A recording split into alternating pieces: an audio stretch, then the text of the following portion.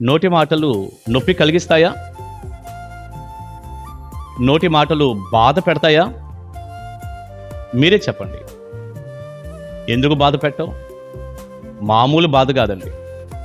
చేత్తో ఒక దెబ్బ కొట్టిన దానికంటే నోటితో మాట్లాడినటువంటి మాటలు ఎంత బాధ పెడతాయో. ఏంటోనండి, కొంతమంది ఎప్పుడు కూడా వారి నాలుకను ఒక పదునైన కత్తిలాగా వాడుతుంటారు.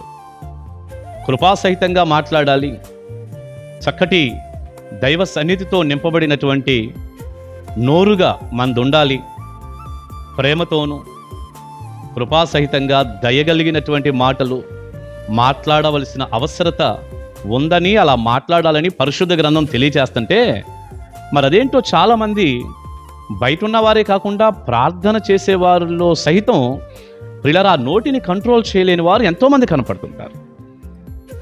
ఆ నాలుకను ఎంత పొదునుగా వాడతారో అదేంటో నాకు ఆశ్చర్యం.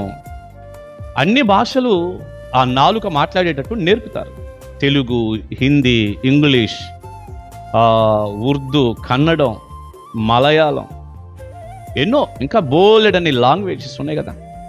అవన్నీ కూడా మాట్లాడేటట్టు నేర్పుతారు. కానీ వినయంగా మాట్లాడటం, ప్రేమతో మాట్లాడటం, దయ కలిగి మాట్లాడటం మాత్రం ఆ నాలుకకు నేర్పలేరు. ప్రియులారా, నోటిని కంట్రోల్ చేసుకోగలిగితే ఎన్ని ఆశీర్వాదాలు వస్తాయో, ఎన్ని దీవెనలు వస్తాయో.